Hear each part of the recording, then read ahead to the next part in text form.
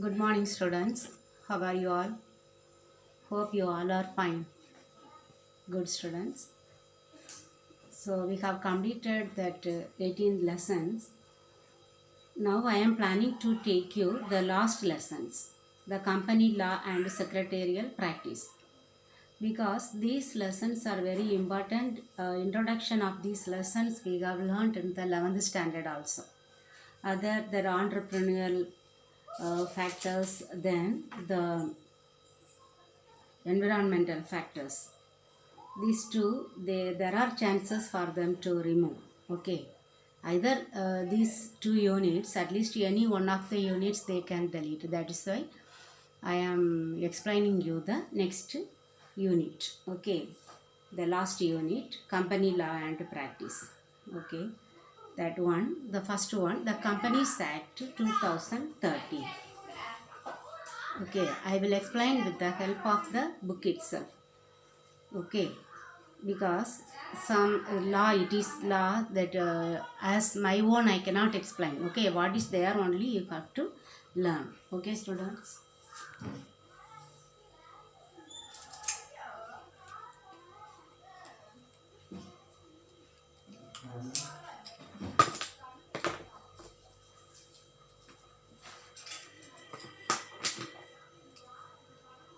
What is, we know what is company, isn't it?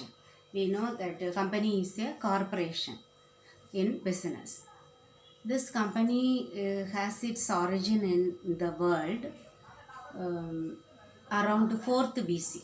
Okay, because in the Arthashastra written by Kautilya, uh, as it is said for accountancy also, this commerce, this companies, large scale industries, company form of organization is also explained in Arthashastra. So around 4th century BC, 400, around 2500 years before, this company form of organization has been evolved. Okay, because this company form of organization in practical we learned, it was started around in the year in the centuries 18th 19th century, especially 19th and 20th, but we could see its origin in the Arthasastra's days. Okay, we know that company form of organization has been evolved after the evolution of what? The sole proprietorship organization and partnership form. Because we have learned the all the types of organization. First one, a single person starts a business, that is called sole proprietorship form of organization. Second one, partnership form of organization. There either two or more persons join together and they carry on a business. Okay, the profit will be shared among them, that you know, because we learned that one in the accountancy also. Okay, then since there are some limitations in these two organizations, because if the partners that they stop the business, or if two partners share and or start an organization, if one of them dies, or he becomes mentally retarded, then the running of that business organization is a question mark. So sometimes it may come to an end. And another limitation in these two organizations are limit, not unlimited liability. Because if the company assets are not enough to pay back the company debts, company's liabilities, then his own private assets, private properties are also included to pay back the business debts. Okay, that is one great drawback in these two types of organizations. And in order to overcome these two limitations only, they have evolved the large scale organization, that is company form of organization. So when it has been evolved, when the law has been started in India, you will see in India, we know we were ruled by British, isn't it? That means the England. So we should know something about the England Companies Act. Okay. There some merchants only joined together and they have started one merchants organization. Okay, because that is related to business, isn't it? So they have started one organization. And first in the year 1600, that the British East India Company has been established. So okay, the British has established one company, that is East India Company. That was established by a royal charter. Royal means the king or queen. Usually we know that Victoria Queen, she was ruling India, isn't it? So the king family, they got that charter means one law. Okay, in their law only they have established this company, East India Company. So the first time in 1600 only the East India Company has been established. Then after that, even in England, the Joint Stock Companies Act was passed. Okay, first one East India Company has been started, but Joint Stock Companies Act has been passed in the year 1844. Okay, only in India, in England, they have started for the first time in 1844. Then after 1844, then in 1850, now only they are starting in India. Okay, this one is the base, which one the Joint Stock Companies Act, Indian, that England Joint Stock Companies as the base. They have started one act in India. So we can register our companies, or usually they only might have started the companies. So all the companies which have been started in India can be registered under this act. Which act? Joint Stock Companies Act 1844. Okay, but for our in India they have started only in 1857. Okay, one separate act. What? Joint Stock Companies Act. In 1857, in India, they have passed one act. Okay, but after that, in 1913, they have passed a special Indian Companies Act. Okay, their Joint Stock Companies Act in 1857 they have started, but Companies Act 1913 was passed in the year 1913. Okay, here only they have introduced many private companies. Okay, private companies can be started in this Indian Companies Act.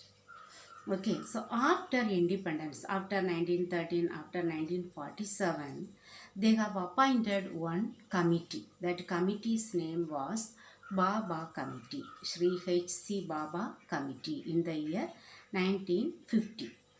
Okay, as per his recommendation, who? Baba's committee, the one person committee. Okay, as per his recommendations, and they have already one act in that English Companies Act. Joining these two, they have introduced another act, 1956. Okay, they have introduced this act in the parliament. Okay, in the parliament only they have introduced that act. Then in the same year that it came into force, okay, 1956, April 1st, they have started the Companies Act in India. That is the main act, Companies Act 1956 we say. Okay, what are the main objectives of the Companies Act? Okay, we know companies, the owners are the shareholders, we know. So in order to protect the interest of the shareholders, and many other objectives are there. Okay, the main objectives of the company law means Companies Act 1956, to sustain trust and faith of shareholders. Okay, because the shareholders will be all over the country, but the company will be situated in a particular place. So The shareholders may not know what is going on inside the company. Okay, so the Companies Act is providing many provisions in order to sustain the trust and faith of the shareholders. Okay, only then they can invest in the companies, big companies. So their main aim is to sustain the trust and faith of shareholders. Then again, they have to protect and preserve the rights of shareholders. That is again the main objective. Then they have to control over all the activities of the company, not only the shareholders, all the activities, its production, its management. Okay, then external factors, everything they have to have control. If anything is not as per the law, then they can take some actions also against the management. So to have drastic control over all the activities of the company. Then to make regulation of an effective annual meeting, because if there is annual meeting only, they can discuss, they can have discussions about many issues. Okay, at least once in a year all the shareholders have to come together. Okay, that shareholders meeting is called annual meeting. Okay, so that is the main objective, to conduct at least every to conduct the effective annual meeting. Okay, that what and all that you will learn in the next lesson. Okay, to conduct the annual meeting, what all the notice must be given, before how many days, and during the meeting what matters must be discussed. Everything must be informed to the shareholders. So that is another important objective. Okay, then the general public is investing, isn't it?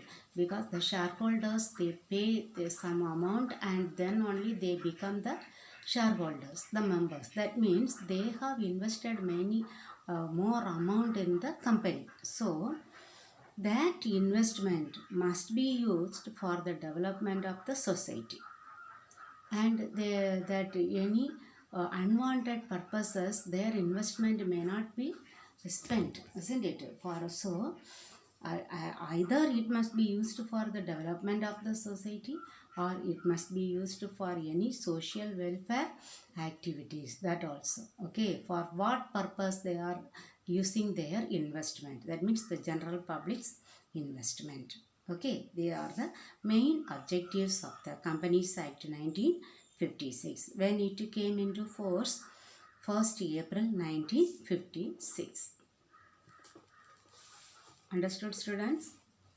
Next heading, then we will learn what are the amendments. It was passed in the year 1956, isn't it? And after that, from to this century, okay, 21st century, from 2006 to 2009, they have made many changes in that act.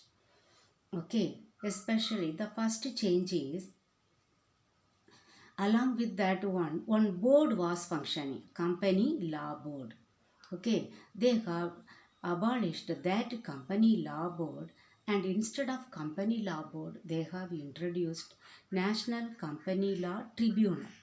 Okay, so Company Law Board was abolished. Instead of Company Law Board, they have formed the National Company Law Tribunal. Okay, then any sick companies means what? The companies which are not able to earn good profit. Okay,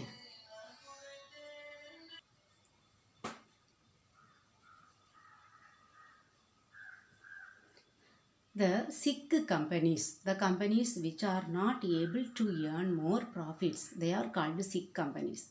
So the rehabilitation, so the government may support these companies, sick companies. That is called rehabilitation of sick companies. That will be undertaken by this National Company Law Tribunal. Okay, not by that old one. Another board was there. Okay, board for industrial and financial reconstruction. So instead of this one, this company law tribunal was given more rights to take the rehabilitation work of sick companies. Okay, this one BIFR, this Board for Industrial and Financial Reconstruction, they were given earlier to take care of the or for to do the rehabilitation work of sick companies. Okay, that is only explained here also, the same thing. Now it has been given. That one was done in the year 2003. Okay. Then after many days, after 2009, in 2013, this Companies Act, which Companies Act? Companies Act 1956 has been amended. Okay. Amended in the year 2013. Okay, very recently. Okay, in this decade only. Okay, so they have amended. What are the, when they have done this amendment? In 2013. So this we will read. Okay, what is there in the Companies Act 2019? In which year? 2013, August 29th, it was passed in the Lok Sabha. Okay. Okay, in the Lok Sabha it was passed. No, it was given as a bill on 29th August. But it was passed in Lok Sabha on 18th December 2012 previously. Okay, then in two Sabha, we know Lok Sabha, Rajya Sabha, isn't it? So in these two, that one in our parliament houses, we say, isn't it? Both the houses of parliament. Lok Sabha on 18th December and in Rajya Sabha on 8th August next year. First it must be passed in the Lok Sabha. Then afterwards it should be passed in the Rajya Sabha. Okay, 8th August 2013. Okay, after this only, 29th August only, it was passed as an act. Okay, in this act, we have 29 chapters. Okay, 29 chapter, 470 sections and 7 schedules. But in 1956, we have only 13 chapters. Now we see again 16 chapters they have included. Okay, but the sections 470, but previously we had 658 sections. In the same way, schedule also has been reduced from 15 to 7. Why these chapters have been increased? Because they had included many field. Okay, the registered valuers, then government companies, then information or statistics, then Nidhi Udyog. Okay, many Nidhis there, the National Company Law Tribunal and Appellate Tribunal, and again some special courts. All these have been included in this Act 2013. Okay.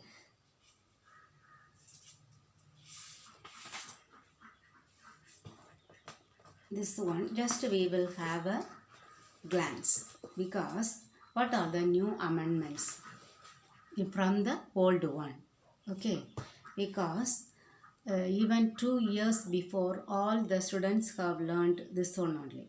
These are the changes made within 1 year. Okay, what are the things they have included? Okay, first one about the incorporation of the company. What is the meaning incorporation? Registration of the company. Related to the registration of the company, how many types of companies were there? Before we had only 2 types of companies. Okay, public company and private company. Now they have included 1-person company, because there is no chance. Company itself means what? Minimum. Private company 2 persons, public company 7 persons. Now they have included 1-person company also. Okay, if a person has enough amount to invest, he can start a company. Then maximum number of members. Before we studied 50. Understand? Now the private company can have maximum of 200 members. Okay. Now you see here it is given one person company is the new concept introduced. Before it was not at all there. Okay. Entirely new one. Then commencement of business. This you should have an understanding. What is commencement of business? Here they can public company can start its business after getting one certificate of commencement of business. Okay, but private companies can start the business when they are getting the certificate of incorporation. Okay, so here now what they have introduced, what is the changes they have made? Now it is applicable to all companies having share capital. Okay, that means if it is private or public company, any company which is having share capital must start its business only after receiving the certificate of commencement of business. Okay, now this one, memorandum of association. This is the main document. Okay, two documents they are having. One is MOA, Memorandum of Association. Another one, Articles of Association. Here the changes is made only in the Memorandum of Association. There we have many class. Okay, object class, situation class. Okay, objective class. So in this objective class, what is the change made? Okay, Memorandum of Association contain the objects for which the company is proposed to be incorporated.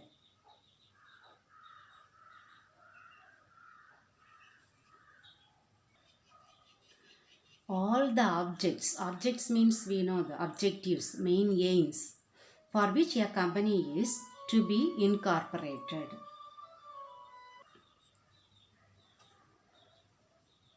And all other matters, that means related to the objects, must be furnished. Okay, it must contain all the objects for which the company is to be incorporated. That means all the aims. Understand? May not leave any objectives. And any other matter related to these objectives must also be included in the object class.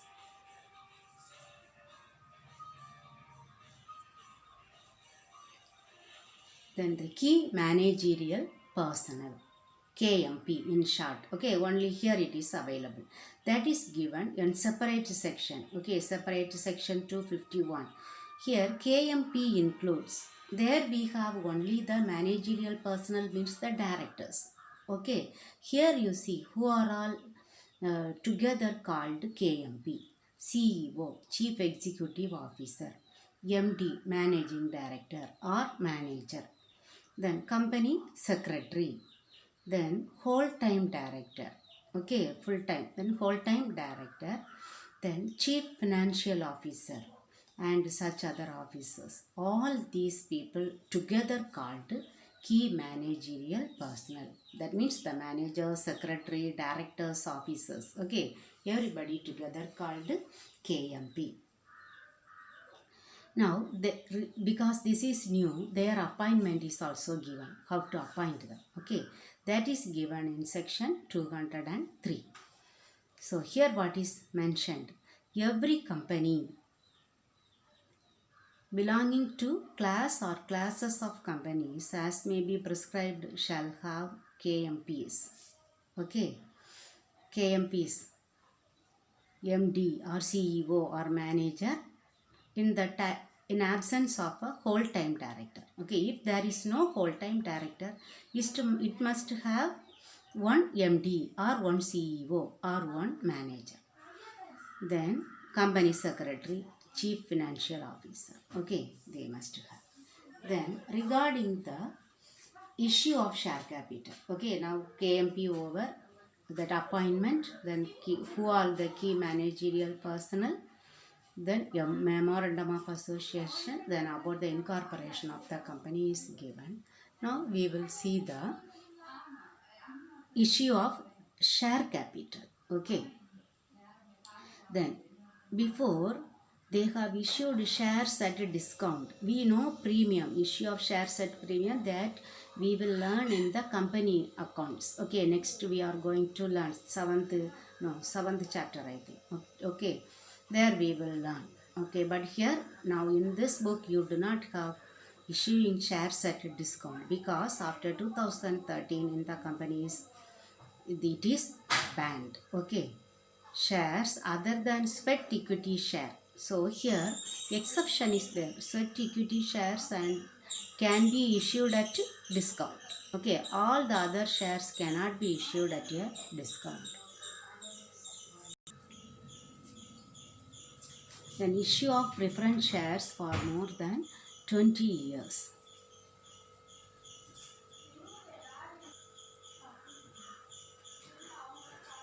Here in before we had that preference shares. What is the meaning of preference shares means? They have the preference to get the dividend and to get the capital redeemed before the equity share capital. Okay, so this that preference shares must be issued, cannot be issued for more than 20 years. Within 20 years those preference shares must be redeemed. Okay, that is the condition of preference shares. But now they have extended if it is for some infrastructure project. That means that infrastructure will be completed after 20 years, 40 years, 50 years. Okay, so for that projects they can issue the preference shares which have the period above 20 years. Okay, but they have to redeem a certain percentage of share annually. Okay, or their wish, as per the wish of the shareholders, they can redeem annually, little by little. Okay, but it can be redeemed after 20 years of period. Okay.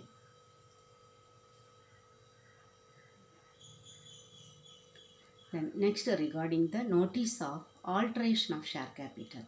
That means here we have studied, isn't it? The shares must be redeemed. That means what is the meaning redeemed? They will repay the share amount. Okay, so no more they are the shareholders. Here, once the shares are redeemed, what the company has to do?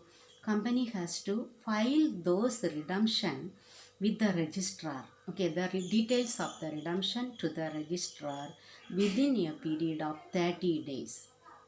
Okay, after the redemption of the redeemable preference shares. Okay, because many kinds of preference shares are there. Okay, that redeemable preference shares, then participating preference shares. Okay, many types of preference shares are there.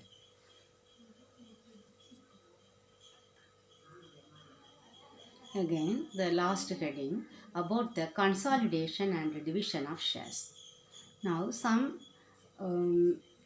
if the shares are increased, then voting power also will get increased. But if the division of shares, some of the shares are sold away, then the shareholders' rights will get reduced. Okay, their powers get reduced. As per the number of share only, they have the rights in the, that means the voting percentage in the company. Okay, so there is changes among the voting percentage of the shareholders. This must be got approval from the company law tribunal. Okay, if there is any consolidation of share or any division of share, that will give result for the changes in the voting percentage of the shareholders. So if there is any change regarding their voting powers, that must be informed to they have to get approval from the company law tribunal. Okay, that they have to do. Okay, this one just for your understanding only. Okay, all this about the company act. Okay, about the companies act from the beginning of 1956 and all the changes that they have made in the new companies act 2013. Okay students, so read this one. I don't think, I will check whether any questions available.